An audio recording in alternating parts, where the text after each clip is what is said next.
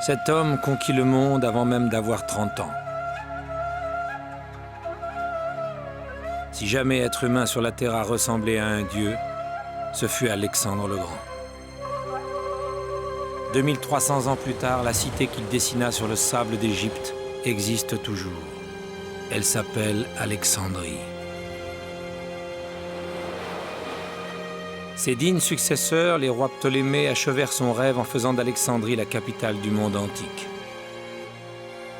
On a longtemps pensé que rien ne subsistait de la glorieuse cité, jusqu'à ce jour d'octobre 1995, où la statue colossale d'un de ses premiers rois jaillit soudain du port.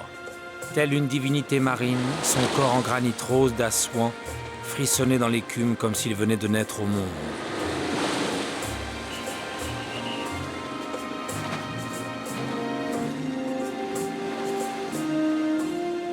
L'archéologue Jean-Yves Empereur est à l'origine de cette résurrection. 2 ans plus tard, les engins de construction d'un immense chantier d'autoroute mettaient au jour, de manière inattendue, un monde souterrain et mystérieux.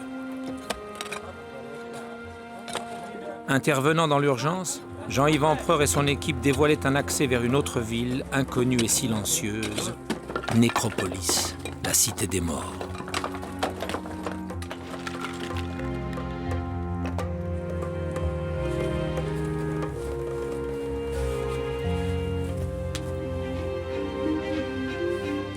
Aujourd'hui, la mégapole égyptienne surpeuplée poursuit sa métamorphose.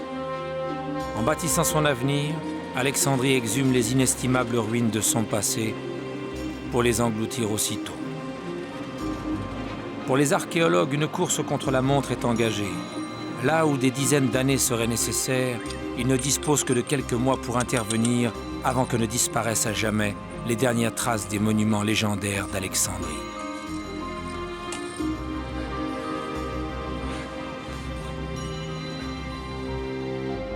La cité d'Alexandre et de Cléopâtre est bien là, sous la ville moderne.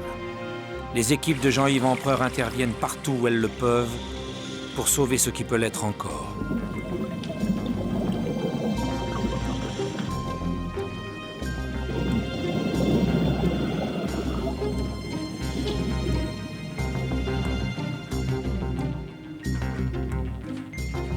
Dissimulée derrière d'infinis mystères, Alexandrie attendait patiemment son heure.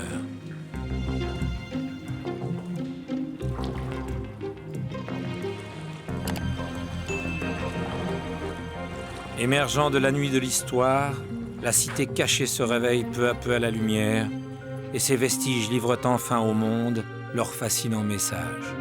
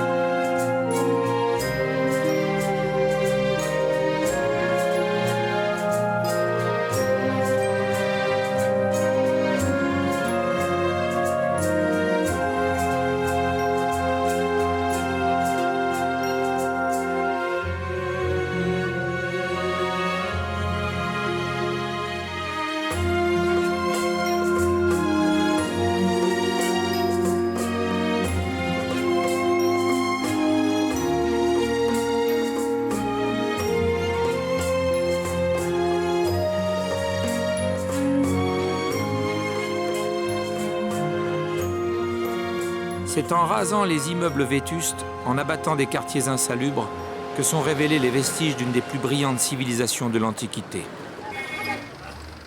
Jean-Yves Empereur poursuit inlassablement sa quête. Sa chance, c'est la modernisation d'Alexandrie.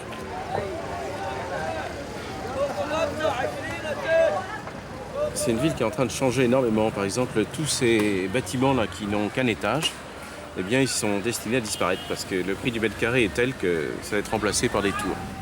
Il y a de l'argent qui s'investit dans l'immobilier, les gens veulent se loger décemment alors qu'on n'a pas construit pendant des décennies. Et ça se ressent tous les jours. Il y a une multiplication des chantiers et malheureusement, les archéologues n'arrivent pas toujours à suivre. Malheureusement, il y a des tas de terrains qui disparaissent sans avoir été fouillés. C'est dans ces années maintenant que tout se passe. Des années cruciales pour l'archéologie alexandrine et pour notre connaissance de la ville antique. Destruction, reconstruction. Dans l'intervalle très court, une fenêtre s'offre aux équipes du Centre d'études alexandrines, dirigé par Jean-Yves Empereur.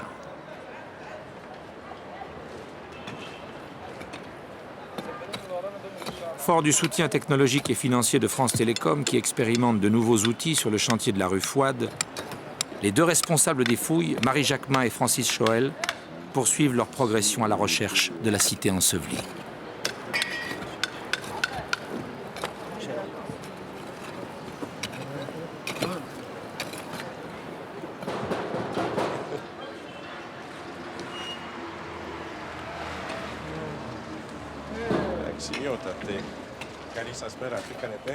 Régulièrement, le propriétaire des lieux, Petros Oevdomos, patriarche de l'église grecque orthodoxe d'Alexandrie, vient constater l'avancement des fouilles.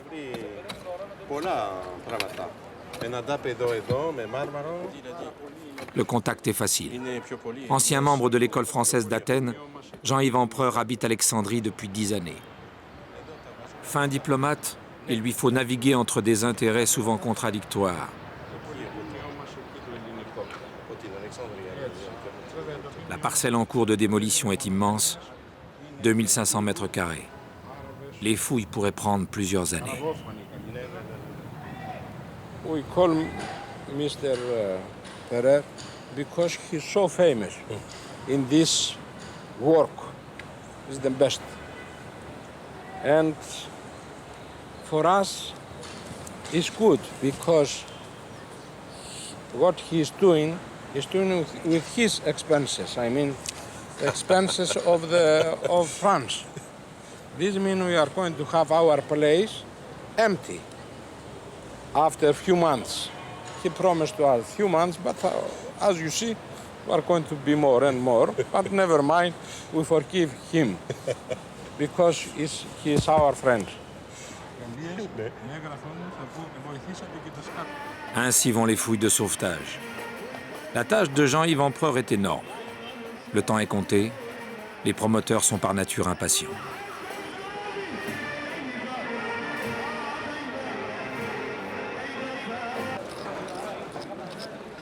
Sous le chantier de la rue Fouad rumine 2300 ans d'histoire. La stratigraphie est un coup de sonde dans le passé. Descendre dans la trouée, c'est explorer un puits, le puits du temps. Retrouver dans les différentes épaisseurs la consistance des époques. Comme ce morceau de céramique vernissée de la période byzantine. Ou cette terre cuite de l'époque hellénistique. Ou encore cette intaille, sorte d'amulette censée protéger de la maladie. Les dieux innombrables d'Alexandrie étaient invoqués à chaque circonstance de la vie. Comprimé pendant 2 millénaires, le sous-sol donne parfois l'impression d'expulser ses trésors comme ce fragment de statue de Sérapis, le dieu alexandrin.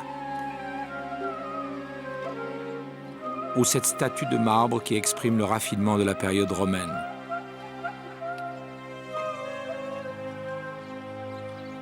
Comme cette délicate mosaïque composée de tesselles très fines.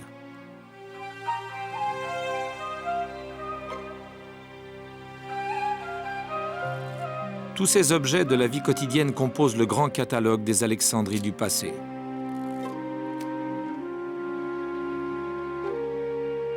Bol à relief hellénistique.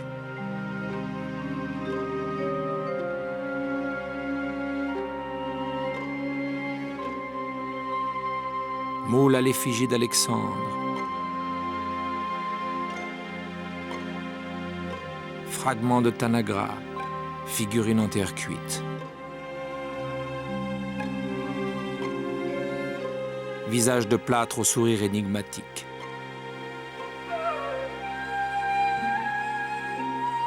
Statuette en bronze d'Aphrodite.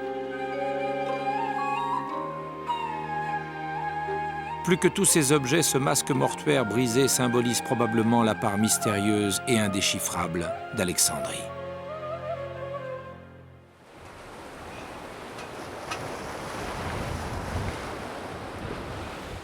Au printemps, quand le Ramsin, ce vent du sud, enveloppe la ville d'un brouillard ocre, le caractère d'Alexandrie paraît se dérober encore plus. Que lui est-il advenu? Quelle est donc la nature profonde de cette cité?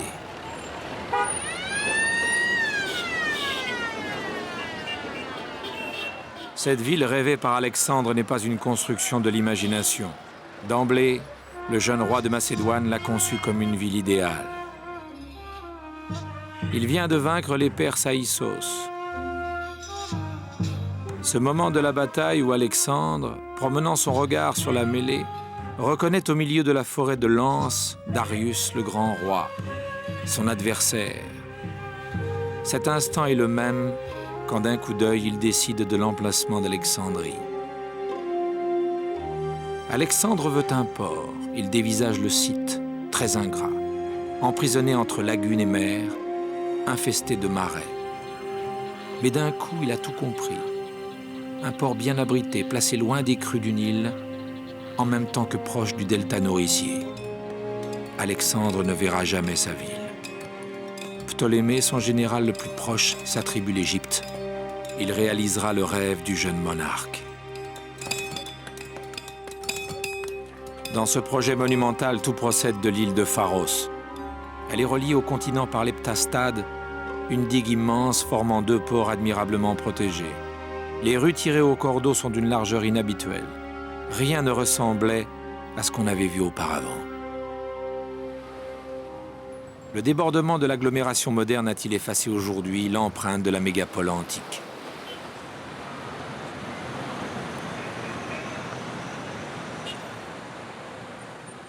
Du romain Strabon au savant de Bonaparte, les voyageurs des siècles passés ont laissé de leur séjour à Alexandrie de nombreux témoignages. Christophe Bénèche est chercheur au CNRS. Les ruines, encore visibles au XIXe siècle, constituent les premiers indices qui aideront les archéologues à préciser leur stratégie de fouille. Donc, on a peut-être une partie de la muraille hellénistique, peut-être, qui existe toujours et qui a été repris par les Arabes. Mais comment retrouver ces vestiges sous les innombrables métamorphoses de cette cité saturée d'histoire?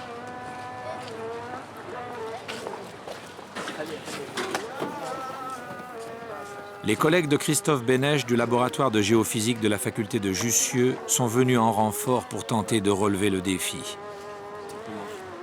Des techniques utilisées pour la prospection minière et pétrolière ont été ingénieusement adaptées pour répondre aux problèmes particuliers de l'archéologie de sauvetage. On commence à l'autre bout de la rue, non?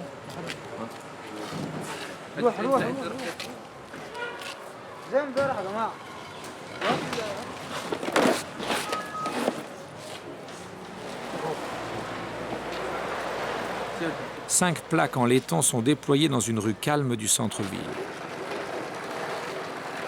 Cet appareil injecte du courant dans le sol. En fonction de la résistance du sous-sol, des signaux plus ou moins importants sont captés, permettant de reconnaître des murs, des fondations. La signature fossile de la cité.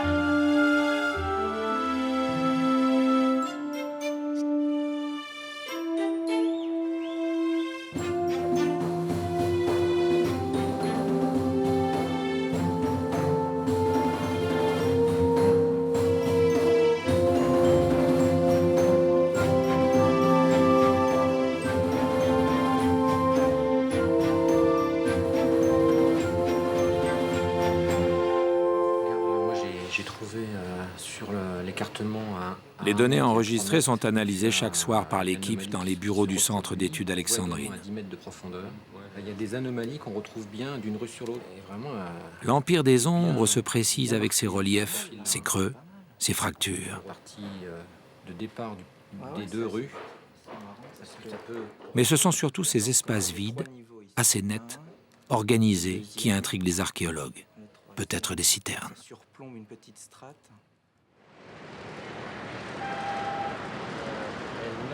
En croisant les informations des géophysiciens et les éléments apportés par Mohamed Abdelaziz, directeur général du service des antiquités islamiques, Jean-Yves Empereur mène l'enquête.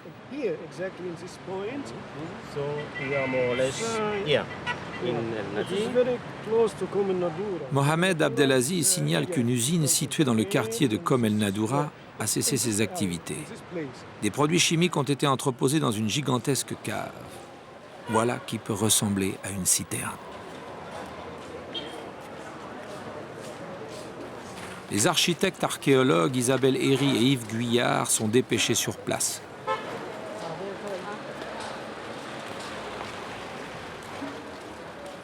D'après les textes, l'Alexandrie antique a été édifiée sur plus de 2000 citernes. Mais il semble bien qu'on ait perdu la trace de ce réseau hydraulique. Retrouver l'organisation de ces artères souterraines, véritables cités à l'envers, permettrait de dessiner le plan perdu de la ville.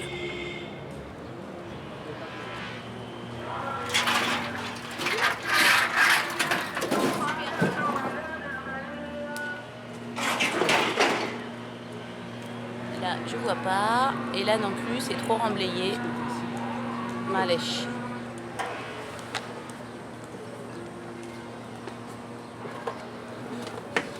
Bien. Et là-bas, derrière, qu'est-ce qu'il y a, Yves ? Je dirais, là j'en ai vu au moins 10 chapiteaux, on a au moins 10 pièces architecturales. Faut qu'on apporte la lumière. Le style est immédiatement reconnaissable. Les soutènements sont formés de chapiteaux antiques. Les parois sont couvertes d'enduits étanches enveloppant la maçonnerie. Pas de doute, c'est une citerne antique.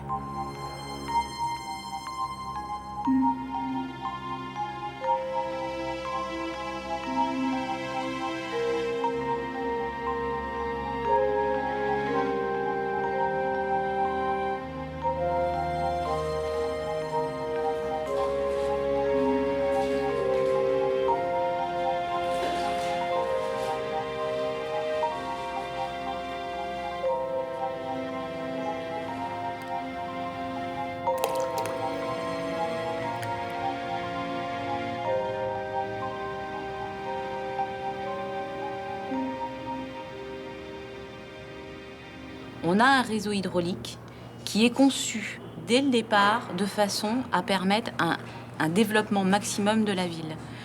À l'époque romaine, il y a 500 000 habitants dans Alexandrie. Il faut nourrir ces habitants en eau et il faut permettre à toutes les industries, tous les artisanats qu'il y a autour des habitants de pouvoir fonctionner.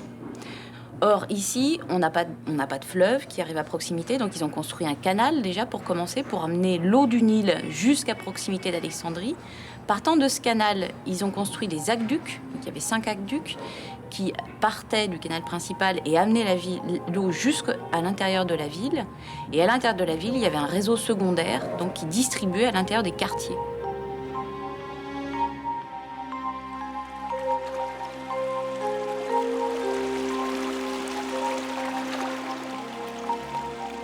Impure pendant les premiers jours qui suivaient la crue du Nil, l'eau était ensuite décantée dans ces réservoirs, puis elle était puisée par des sakiers, un ingénieux système de godets animé par une roue.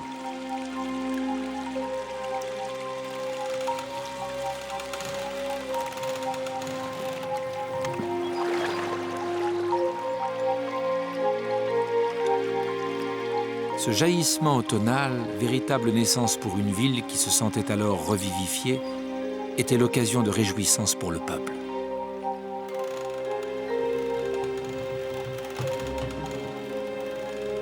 Le souvenir de ces puits utilisés jusqu'au XIXe siècle semble avoir disparu à jamais de la mémoire des Alexandrins.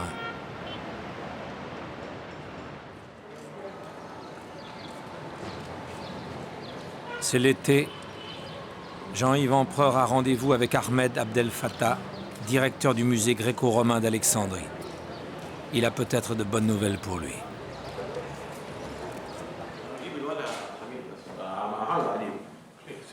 Hello. Nice to meet you. Happy to see you.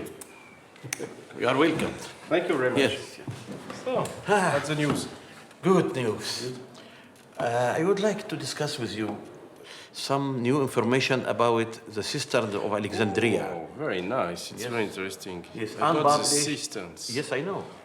I know. You know, we are looking for cisterns. Yes, I know. You always hunter. You are hunter of cisterns. Yes, exactly. For this, I will offer this banquet for you.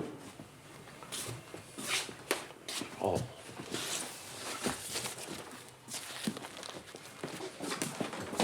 Ça. Les concernant les cisternes. C'est un document vraiment exceptionnel que Jean-Yves Empereur a sous les yeux. Une liste de toutes les citernes dressées par l'ingénieur Camille en 1896. À l'époque, on pensait en cas de besoin pouvoir utiliser ces réservoirs. Il y a plusieurs citernes. 1, 2, 3, 4, 5, 6, 7. 7 citernes dans ce dossier.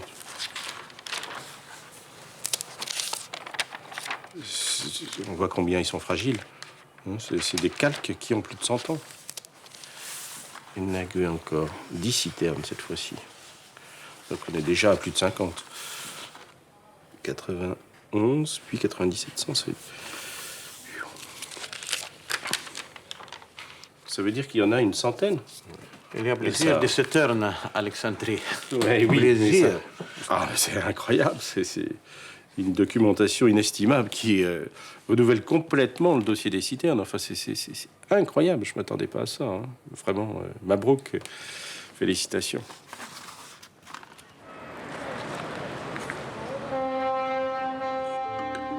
Citerne Al-Katan. Les précieux documents sont transmis à Isabelle Herry et à Yves Guyard. Ils sont décortiqués, traités, scannés et superposés au cadastre actuel. El Naguet avec... Hop 3 travées. C'est la porte Rosette, ça. Ouais, porte Rosette, côté du centre. L'emplacement de chaque citerne est parfaitement identifié sur le plan de la ville.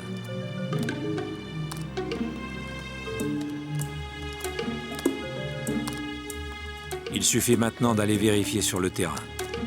Le réservoir Safouane devrait se situer sous l'actuelle rue Fouad. Mais les siècles ont peu à peu masqué l'accès qui mène à ces citernes. La ville moderne a achevé le lent travail d'effacement en murant et en bétonnant.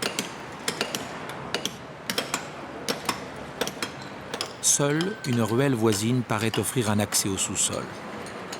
Il décide de faire sauter la dalle en béton.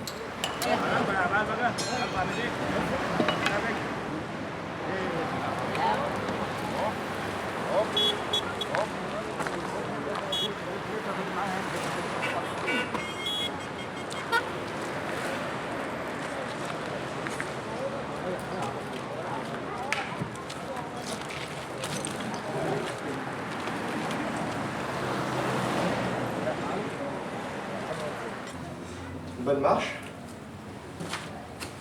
Tout moderne, hein. Ça glisse. Briques et béton. Et des petits boudins. La maçonnerie, composée de briques récentes, a tout l'air d'un abri aménagé pendant la Seconde Guerre mondiale, alors que les troupes de Rommel s'avançaient vers Alexandrie. Part dans la bonne direction. Toujours une rampe. Ça suinte sur les murs. Ouais. Tu vas passer ici. Là. Tu vois. L'humidité est prégnante. Après une centaine de mètres, le corridor aboutit à une forme beaucoup plus ancienne. Ah, ça y est. Vieille structure. On y est? Les marches du puits d'accès. Ah oui. Colonnette d'entretoisement. Bon, voilà. C'est pas de ce côté-là. Non. Une autre citerne.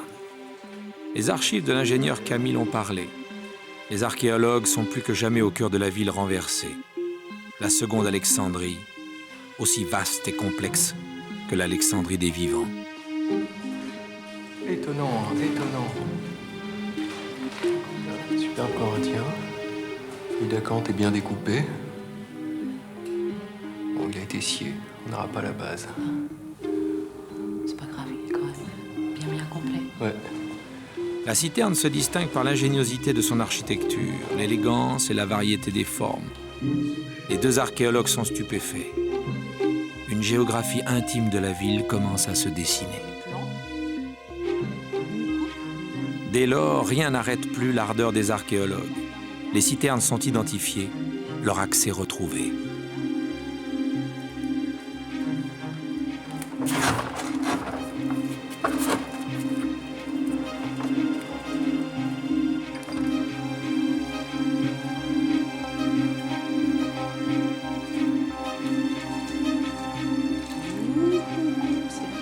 C'est froid.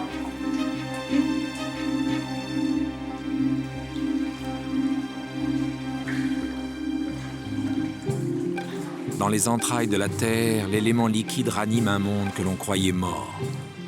Ces eaux, remuées fugitivement par nos explorateurs, sont autant de vaisseaux, de veines, qui donnent l'impression à nouveau de palpiter.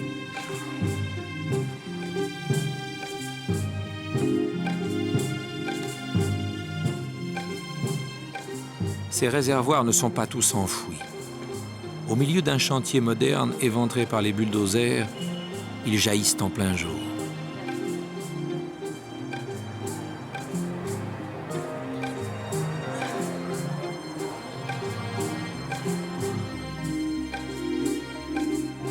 Tunnels, brèches, puits conduisent à ce royaume souterrain, à ces lacs aux eaux dormantes.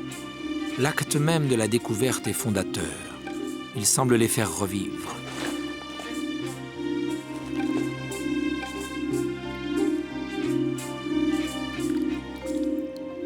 En un mois, 20 citernes sont découvertes et identifiées.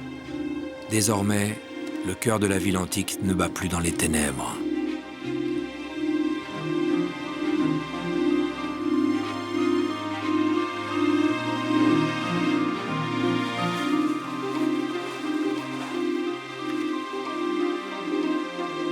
L'équipe d'archéologues décide d'approfondir l'étude de la plus grande de ces citernes, El Nabi.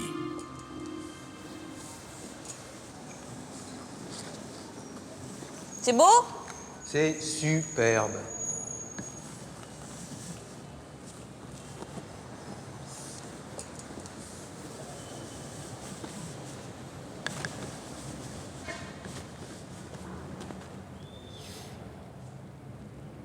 Ça va?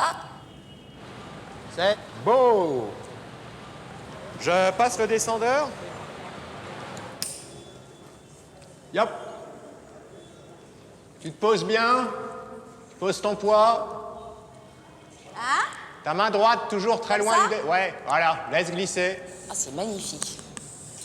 C'est génial.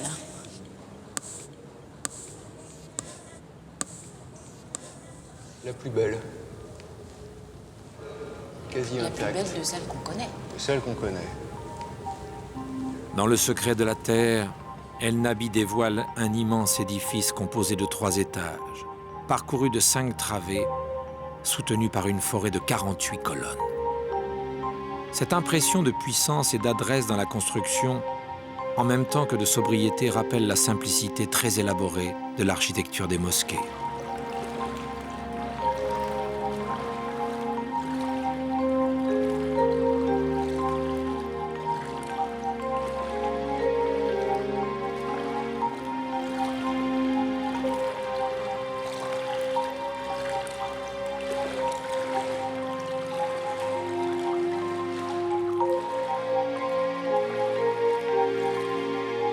Si les colonnes et les chapiteaux ont bien résisté à la destruction, c'est qu'ils n'ont cessé d'être réemployés au cours des siècles. Ils constituent un répertoire exceptionnel des ordres et styles antiques.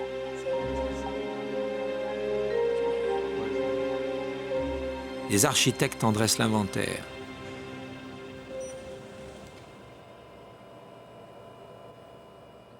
Alors, il y a des chapiteaux à l'endroit, à l'envers, il y en a dans tous les sens. Est-ce qu'on peut dégager quelques ensembles là, qui permettraient d'isoler des chapiteaux qui viendraient du même monument? Cette étude des citernes est divers et multiple même, on pourrait dire. C'est essayer de retrouver tout le système hydraulique de la ville à travers donc, ces immenses réservoirs alimentés par les eaux du Nil.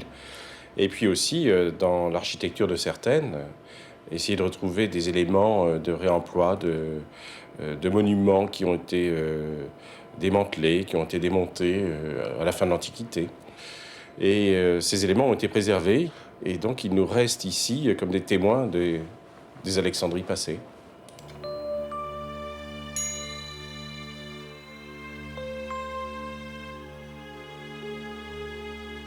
De très rares représentations, mosaïques, terre cuite, peintures, font écho à la magnificence d'Alexandrie, à son rayonnement culturel, à sa puissance politique.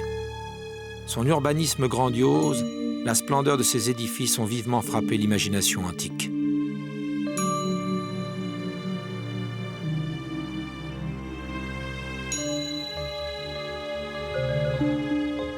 Que sont devenus les palais, le musée et sa célèbre bibliothèque, les temples, sans parler des immenses magasins qui faisaient d'Alexandrie l'entrepôt du monde.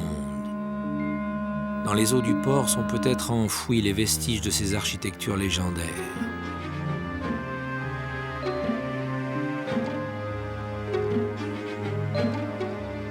À l'ouest de l'ancienne île de Pharos se dresse un petit fort construit à l'époque mamelouk par le sultan Kedbey. À son emplacement se trouvait probablement une des 7 merveilles du monde. Mais qu'est devenu le phare d'Alexandrie dont la tour de 135 mètres éclairait les navigateurs?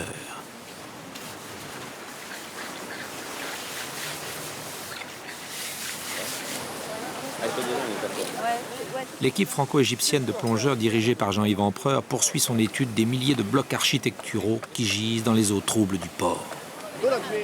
La 15e campagne d'archéologie sous-marine débute au premier jour d'automne.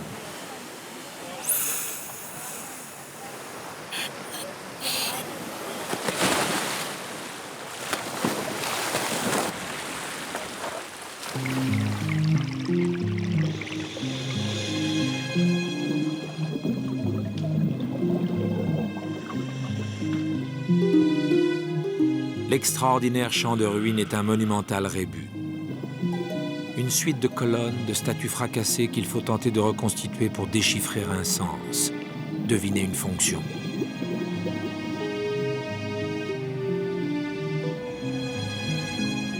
Une pierre excite depuis quelque temps la curiosité des plongeurs. C'est une base de statues sur laquelle on devine des lettres gravées. Une épigraphe. Malheureusement, l'usure du temps, l'eau troublée, la lumière faible empêchent de lire l'inscription. Un nettoyage méticuleux ne suffit pas à révéler le texte.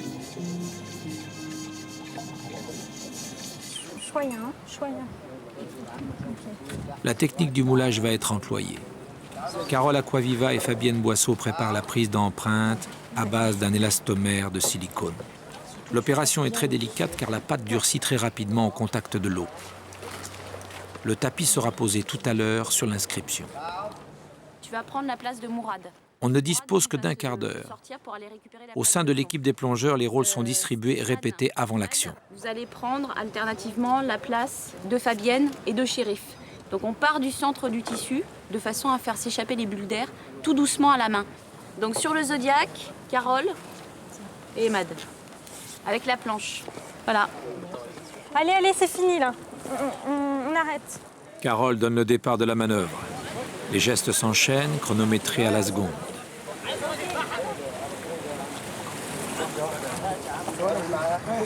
Ok, un petit peu plus.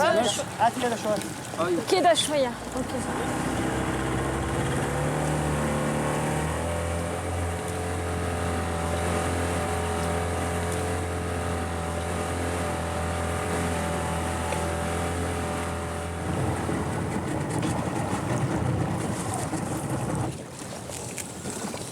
Ça, c'est limite. Hein.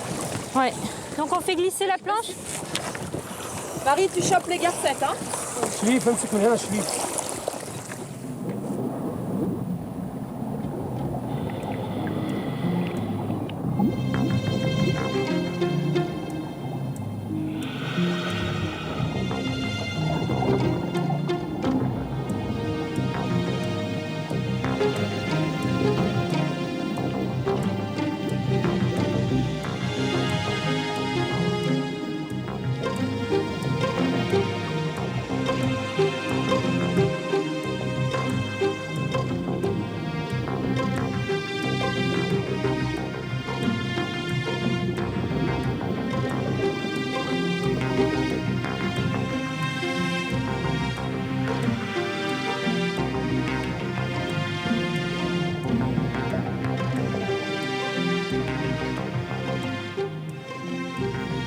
Quel est donc le message que nous envoie cette pierre?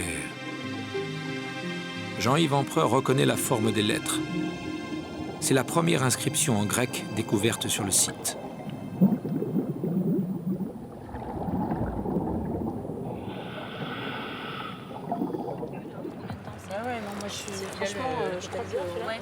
L'estampage en négatif doit faire l'objet d'un tirage en résine. Ce dernier traitement retarde le moment du déchiffrement. Là, faut tirer. Je vais prendre.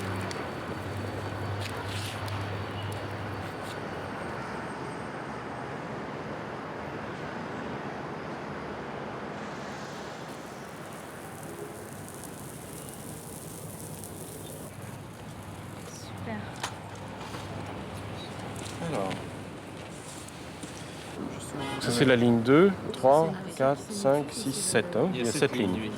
Alors, ton despotonemon, ton théophilestaton. Jean-Yves Empereur n'a aucun mal à traduire une inscription dédicatoire en l'honneur des empereurs Constantin et Licinius. Ces deux empereurs romains ont régné 13 ans ensemble jusqu'en 324. Comment expliquer la présence d'un vestige du IVe siècle après Jésus-Christ alors que, jusqu'à présent, les archéologues n'ont cessé de retrouver des fragments de monuments pharaoniques datés de plus de 2000 ans avant Jésus-Christ?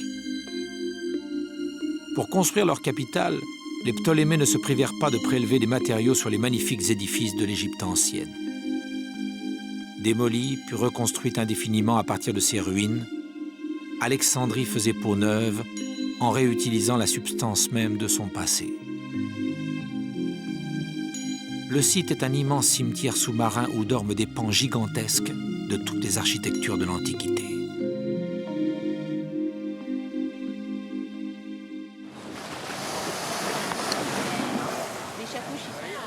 Mais comment ordonner, faire l'inventaire et comprendre au moins partiellement ce chaos pour retrouver le phare disparu?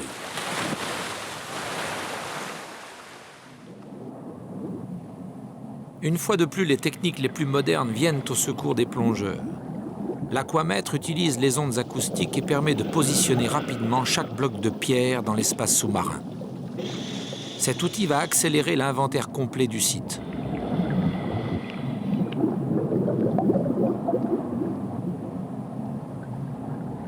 Les plongeurs voient peu à peu se dessiner un plan général du paysage sous-marin. Une étape capitale vient d'être franchie. Chacun des blocs a été reconnu. Donc là, il faudrait refaire... fermer. C'est cette bloc-là. Ouais. Il manque un point.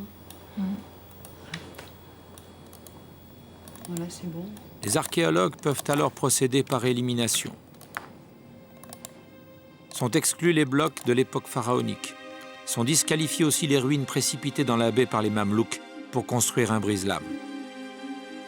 D'abord irréel, déformé, puis amplifié par le mythe, voici qu'apparaît, fantasmagorie de plus en plus réelle, le phare d'Alexandrie, détruit au XIVe siècle à la suite sans doute d'un tremblement de terre.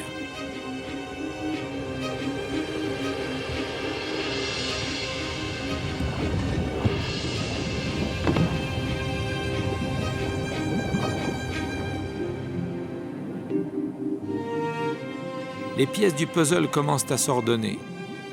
Dans la pâle clarté des fonds, enveloppées de la cuirasse de la flore marine, carapassonnées d'un ciment de coquilles, les bases de 6 statues colossales sont apparues.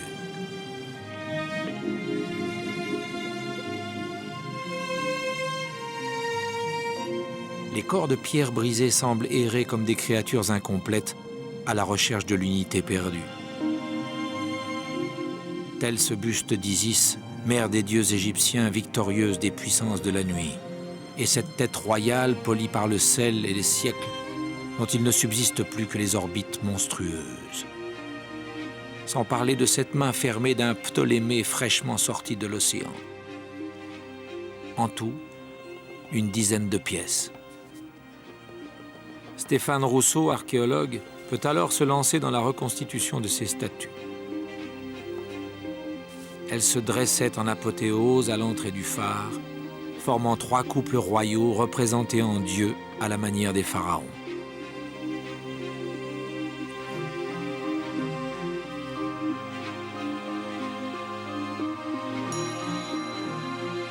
Ainsi se faisaient représenter les Ptolémées.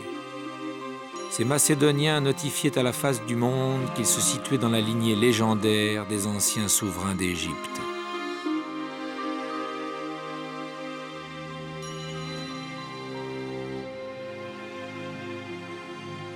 Tous les moyens sont mis en œuvre pour tenter de recomposer l'architecture du célèbre monument.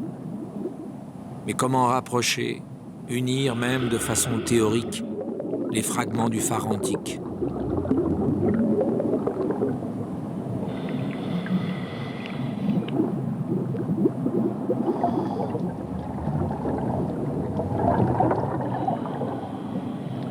Grâce à un détecteur de métaux, l'archéologue Mourad El Amouri découvre des agrafes de construction en métal enrobées de plomb.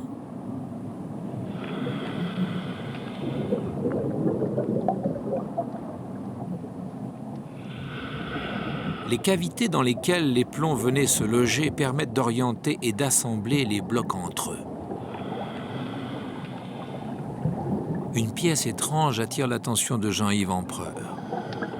C'est un anneau provenant d'un heurtoir de porte. Dans ce trou qu'on aperçoit sur une dalle, devait se glisser le verrou d'un mécanisme de fermeture gigantesque. À l'évidence, la porte avait des dimensions cyclopéennes. Ce gigantesque bloc brisé en deux parties est l'un des jambages d'une porte haute de plus de 12 mètres.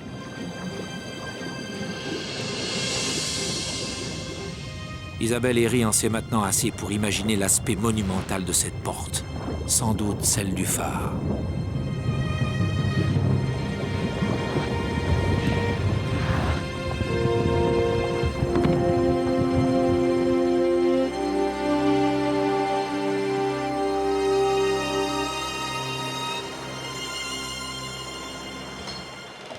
On peut se figurer la porte, mais quel était l'aspect du phare?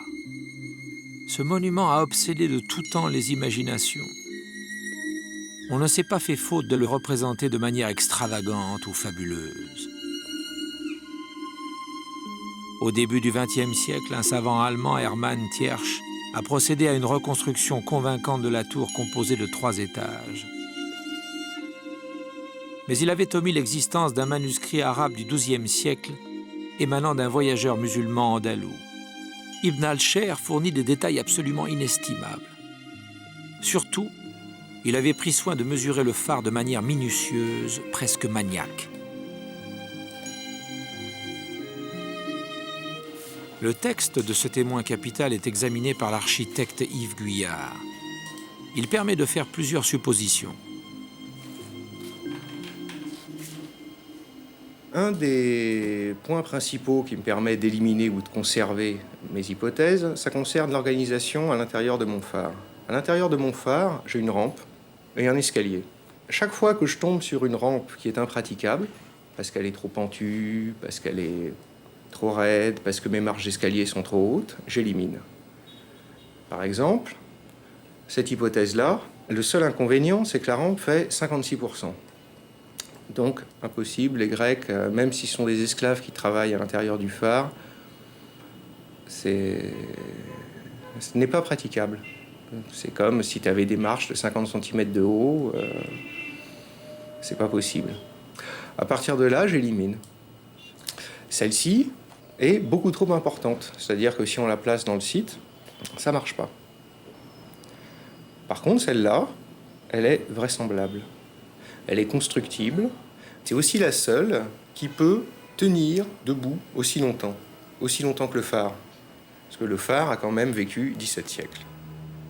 À mesure que les travaux des scientifiques aboutissent, la lumière de la connaissance apporte aux rêves et à l'imagination l'occasion de nouveaux embrasements.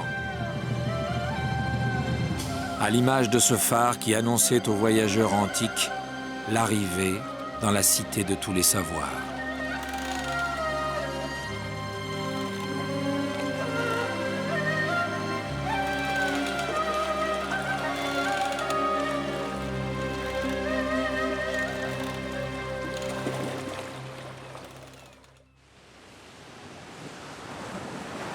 Signe distinctif de la ville, le phare ne constituait pas la seule splendeur d'Alexandrie.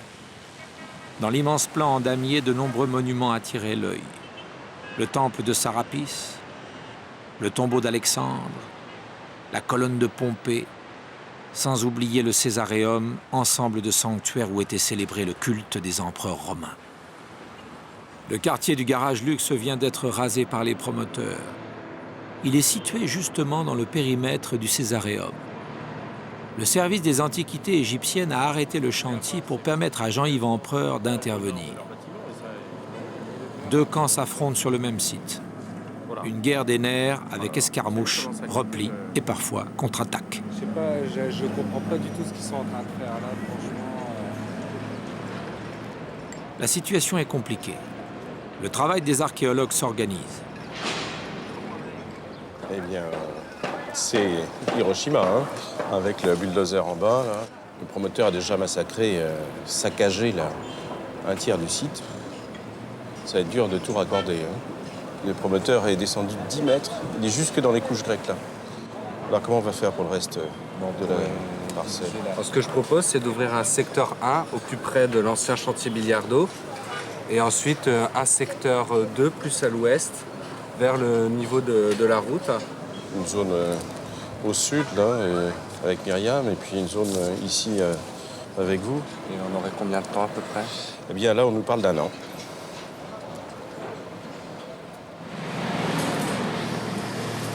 Le temps presse.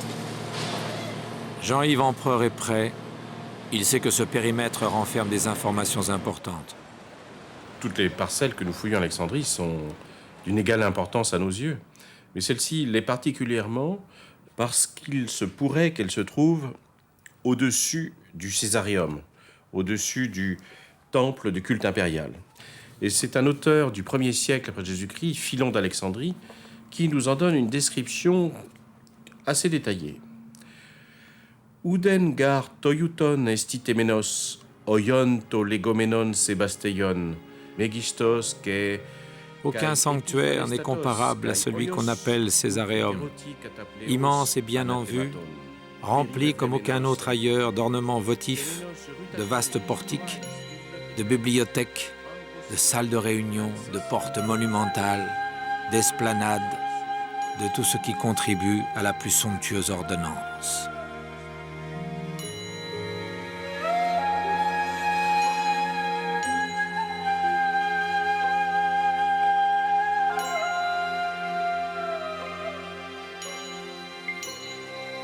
Protecteurs des marins, les empereurs étaient vénérés. Vases d'encens, offrandes rituelles, ex-voto témoignaient de la ferveur de ce culte impérial et de son caractère sacré.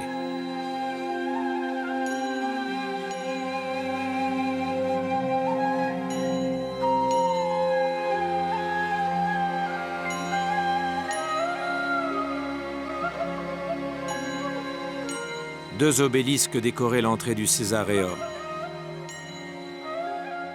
Ces obélisques, appelés par la suite les aiguilles de Cléopâtre, étaient encore visibles jusqu'au XIXe siècle. Ils se trouvaient à la place qu'occupe aujourd'hui l'hôtel Métropole, situé tout près du chantier de fouilles du garage luxe. C'est la preuve que les archéologues explorent au bon endroit.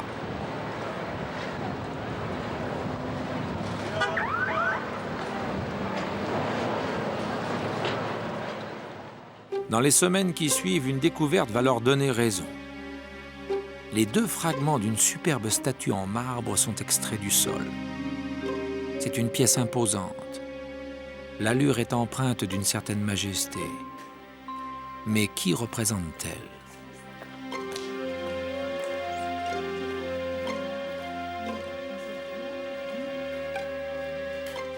L'identification est confiée au docteur Mervat Seyfeldin, sous-directeur du musée gréco-romain.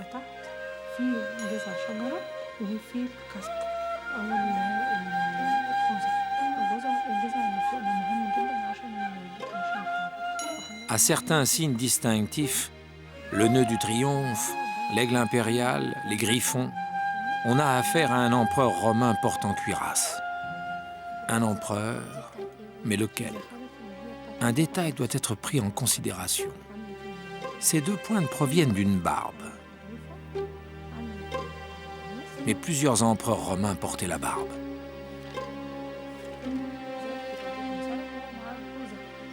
Le docteur Mervat Seyfeldin hésite.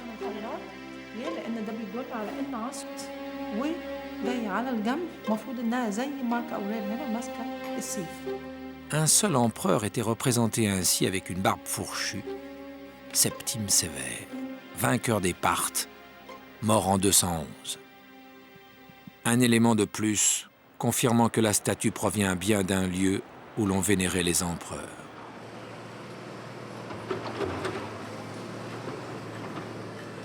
Le territoire des promoteurs prend forme. L'immeuble s'élève déjà sur plusieurs niveaux de fondation. Dans le secteur sud, Myriam Metoudi alerte Jean-Yves Empereur. Ses ouvriers se heurtent à un obstacle inattendu. On va voir le squelette entier là qu'on a.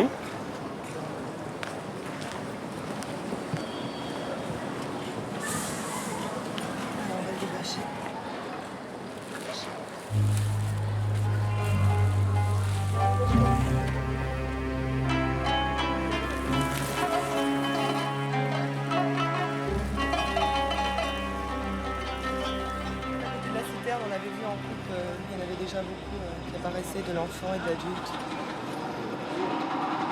Oui, ça commence à faire du monde, là.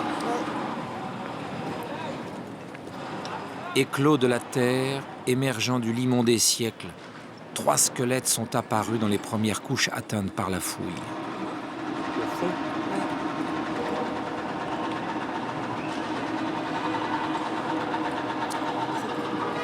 L'indication intéressante pour la topographie de la ville, évidemment, de trouver un cimetière dans un endroit inattendu, puisque intramuros. Donc ça doit correspondre à une période d'abandon de cette partie de la ville. Quelle époque? Époque médiévale et époque ottomane. On va voir.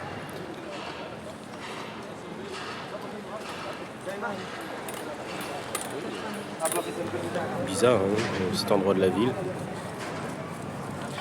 Toujours pas de mobilier. Non, toujours pas de mobilier associé. Ça va être difficile à dater tout ça. Ouais. Ils sont bien écrasés, hein. Oui. Ça nous freine, hein, c'est clair.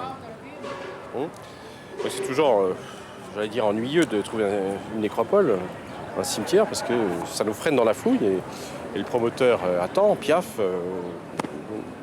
On n'y peut rien, on ne peut pas faire sauter les sépultures.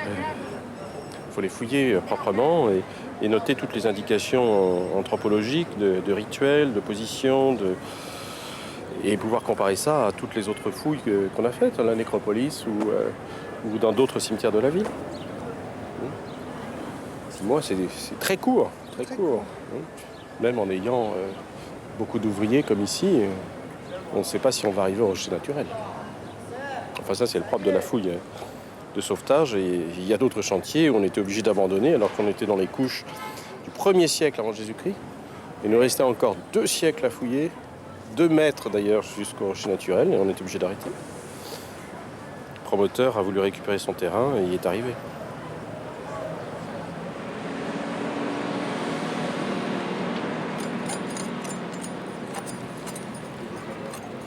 La découverte ne manque pas d'intérêt, mais elle va créer des complications. Il va falloir prendre en compte toutes les couches sans en exclure aucune. Chacune d'elles détient une parcelle de l'histoire d'Alexandrie. Cette contrainte galvanise les énergies.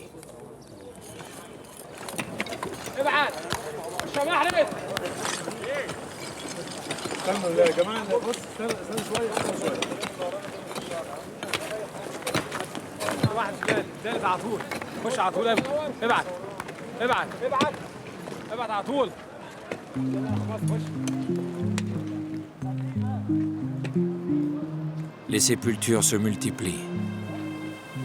Ces squelettes faisant irruption dans la lumière sont loin d'être silencieux. Au-delà des siècles, ils s'expriment. Ils sont même éloquents par les renseignements qu'ils apportent aux anthropologues.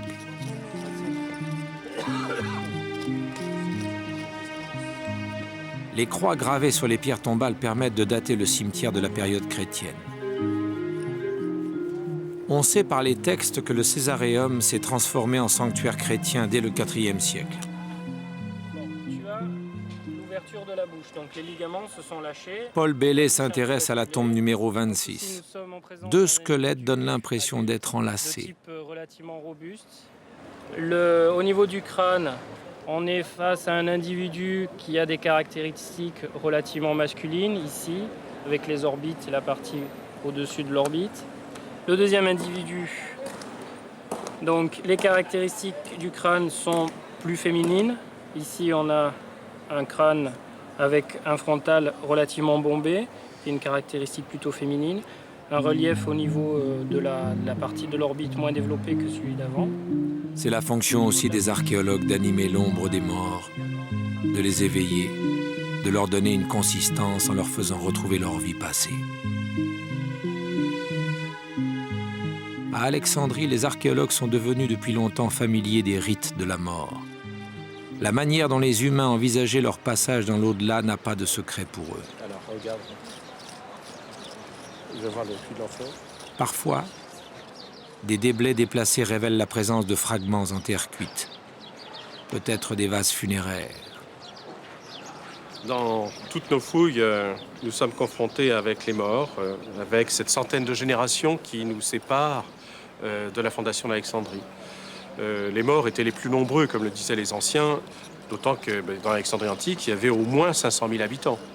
Et donc on rencontre ces morts à travers toutes les couches et avec ces simples inhumations, ces ensevelissements qui sont les plus fréquents à l'époque grecque, mais aussi avec des momifications, puisque peu à peu les Grecs, à force de côtoyer les Égyptiens, empruntent quelques-unes de leurs coutumes. Et puis aussi avec quelque chose qui est typiquement hellénique, typiquement grec, c'est la crémation. La crémation, qui était tabou chez les Égyptiens, qui sera plus tard chez les chrétiens, la crémation est largement utilisée à l'époque grecque. Et là, nous commençons à avoir à Alexandrie, et particulièrement dans la nécropolis, une bonne documentation sur ces crémations. La pratique de la crémation a été apportée en Égypte par les Grecs qui réprouvaient la momification. On brûlait les morts sur des bûchers, puis on recueillait cendres et ossements dans des vases. À Alexandrie, ces vases qui servaient à recueillir les cendres des morts étaient appelés hydries, parce qu'ils contenaient à l'origine de l'eau. Ces hydries, on en a découvert par centaines dans les nécropoles de la ville. Les réserves du musée gréco-romain en comptent plus de 600.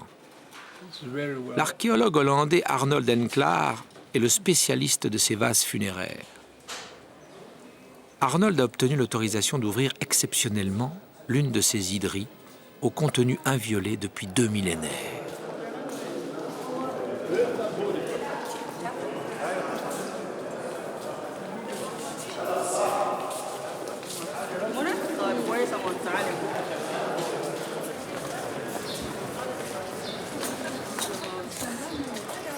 Till 1 o'clock and from tomorrow morning, right? Yes, thank you, madame. Thank you. Le précieux reliquaire est confié à Gilles Grévin et Paul Bailey, spécialistes de la crémation du laboratoire d'anthropologie de Draguignan. C'est quel numéro? 9740.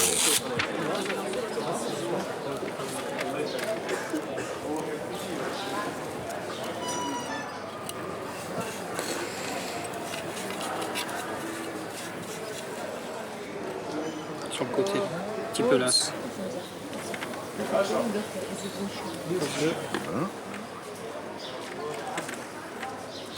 Voilà, ça y est, c'est bon. Bon, allez, on se recule parce qu'il y a 2000 ans d'herviciers qui vont se dégager. Par le plateau. Et bien voilà, hein. On a des fragments crâniens déjà au départ. Ici on a un bout de mandibule. Alors, ça pose On a pas mal de fragments crâniens. Il est impossible de détruire un squelette ou un corps par le feu. Même si actuellement on va en Inde ou au Népal à la suite d'une crémation, on peut constater que les os sont absolument intacts, très fragmentés naturellement. Tout dépend du type de bûcher et de l'attitude du préposé à la crémation, mais on ne peut pas détruire un corps par le feu. Il y a toujours des fragments osseux. Fragment crânien avec un rebord orbitaire. Gilles Grévin a une idée assez peu banale. il va explorer ce vase funéraire comme on le ferait d'une fouille de surface. Du haut vers le bas, couche après couche.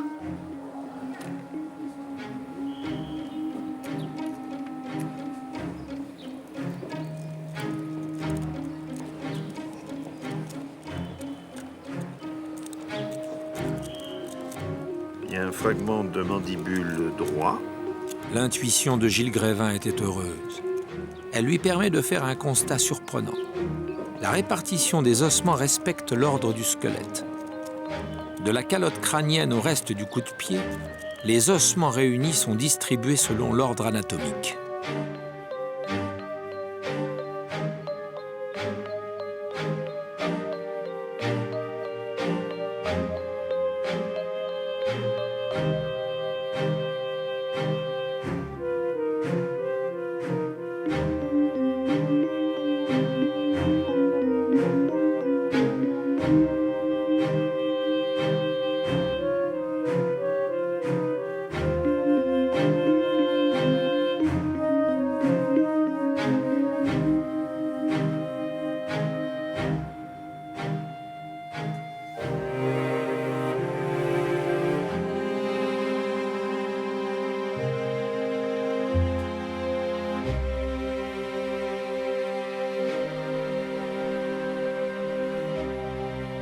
À Alexandrie, nombre de pratiques funéraires s'offraient, mettant en évidence la coexistence de croyances et de peuples différents.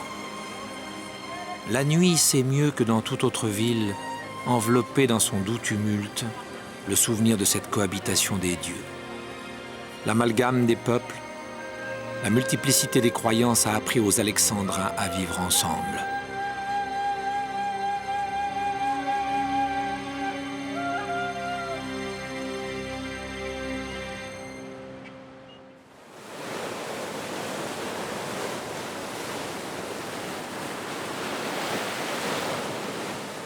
Insensible aux dévastations du temps, aux rudes tempêtes de l'hiver, la colonne de Pompée, au pied de laquelle Bonaparte assista à la prise d'Alexandrie, n'a pas bougé depuis 1700 ans.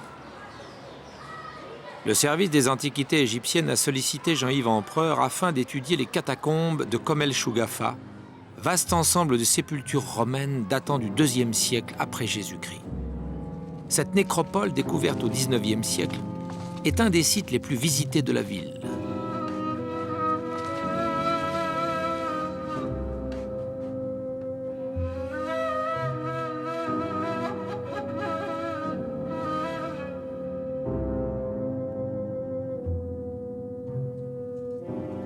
Il s'est produit dans ces chapelles funéraires un étrange phénomène.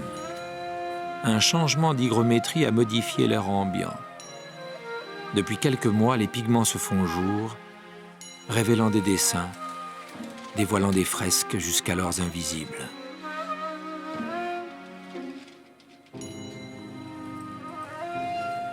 Un relevé de ces peintures est effectué par la dessinatrice Marie-Jeanne Schumacher. Bonjour Marie. Bonjour. Ça va? Ça va bien. Ce sont deux fresques qui se superposent, l'une d'inspiration pharaonique, l'autre d'un registre différent, sans doute grec. Mais une partie de la scène percée par des pilleurs de tombes a disparu. Impossible d'en comprendre le sens. Donc là, il y a toute une partie de la fresque grecque qui a sauté, avec ce trou des voleurs. Donc, ils ont percé la cloison qui séparait deux tombes qui étaient indépendantes d'Antiquité. Et malheureusement, tout l'après et la peinture ont sauté. On voit, oui, bien sûr. Et puis la scène n'est pas complète. Ouais, ici, elle s'arrête vraiment à l'arête du mur, donc ça devait être la même chose. Et malheureusement, ça complique l'interprétation de la scène.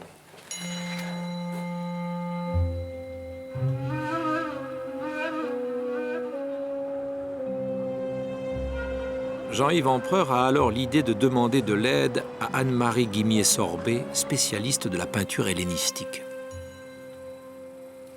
Tu vois ici, on retrouve ce qui est tout à fait exceptionnel, ce registre de style égyptien avec scène de momification d'Osiris avec Anubis et les deux sœurs Isis et Nephthys. Et puis en dessous, le registre de style grec. Aujourd'hui, ce qu'on peut dire, c'est qu'on y reconnaît Artémis, Athéna, peut-être Aphrodite, Mais bien sûr, le trou de voleur nous cache une partie de la scène et ce qui ne nous permet pas de comprendre exactement sa nature. Le mystère de la partie manquante excite la curiosité des archéologues. Ils décident alors d'inspecter une tombe voisine épargnée par les voleurs.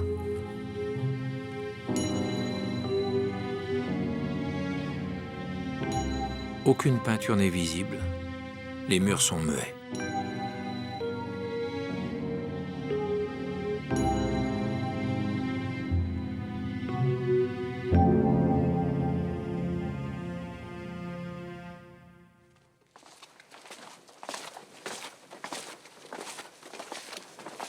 André Pell, photographe du CNRS, propose de tenter une expérience.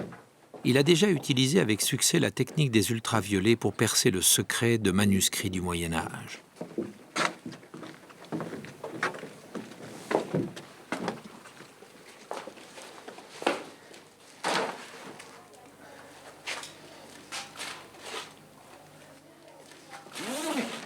Un matériel rudimentaire, quelques néons de lumière noire, est déployé sur la surface des murs de la tombe numéro 2.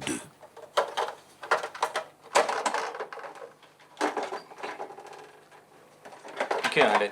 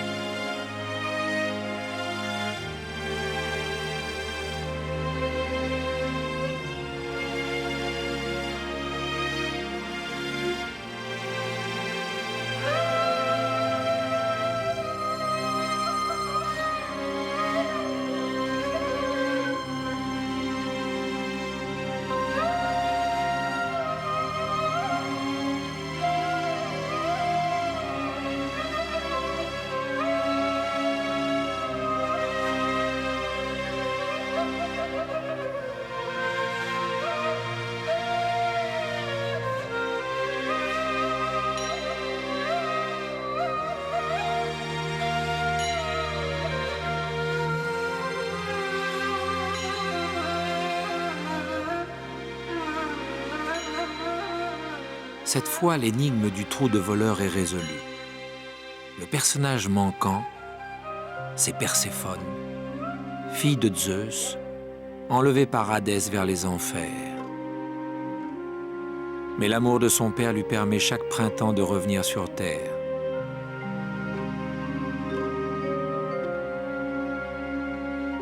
Cette composition fait écho à la scène pharaonique superposée qui annonce, elle aussi, le renouveau et la résurrection des morts. Au IIe siècle après Jésus-Christ, une nouvelle religion se propageait à Alexandrie. Le christianisme annonçait clairement que le destin de tout homme était de revivre un jour. L'Église copte est née à Alexandrie. La ferveur des fidèles est la même qu'il y a 2000 ans. Telle est la vocation de cette métropole, attirer toutes les religions et les savoirs, les faire coexister, fondre tous ces cultes et ces valeurs spirituelles dans une seule désignation.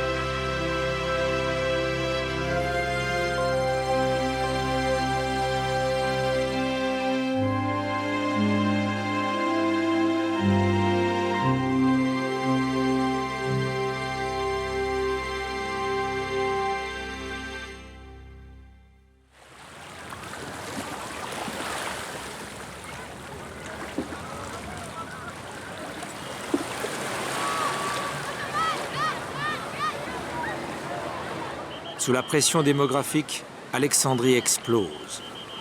Qui pourrait ignorer la vie quotidienne de ces 4,5 millions d'habitants qui ont besoin de se déplacer, de se loger, de se nourrir? Alexandrie ne peut être le conservatoire de son glorieux passé.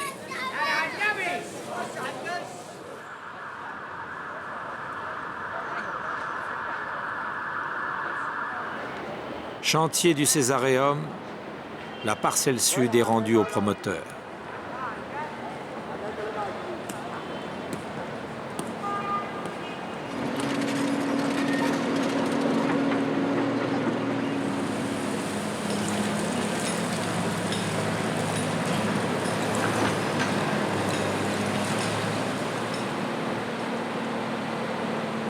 Les fouilles de sauvetage s'achèvent un peu trop tôt. Eh bien, ils n'ont pas perdu de temps. On leur a donné le terrain hier, ils sont déjà là. Faut-il parler de mélancolie? Regret, probablement à la vue d'une lutte interrompue. Ce sentiment presse les plus jeunes des archéologues à se précipiter jusqu'au dernier moment dans la tranchée, à retarder ainsi l'instant de la séparation.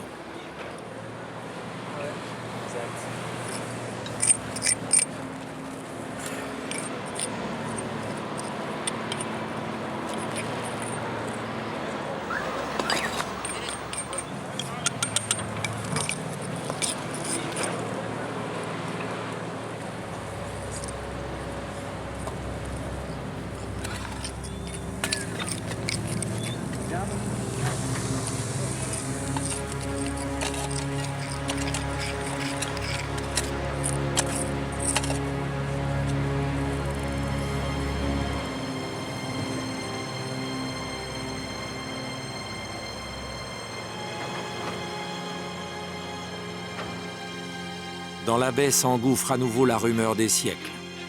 Point de confluence entre l'Europe, l'Afrique et l'Orient. Rendez-vous des marchands et de toutes les aventures intellectuelles, Alexandrie s'ouvre au grand large, toute voile gonflée, avec sa nouvelle bibliothèque.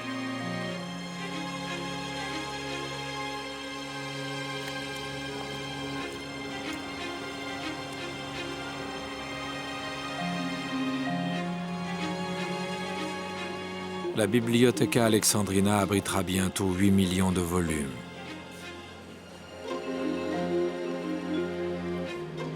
Au-delà des vicissitudes de l'histoire, c'est bien la preuve qu'Alexandrie n'a jamais cessé de conserver cette curiosité, cet élan vital impulsé par son fondateur. La ville nous délivre bien un message d'espérance, en même temps qu'elle nous adresse une mise à l'épreuve. C'est dans la capacité à rester fidèle aux rêves de son fondateur, homme de rupture et de métissage, dont la soif de connaissance fit reculer les frontières du monde, qu'Alexandrie peut encore servir d'exemple.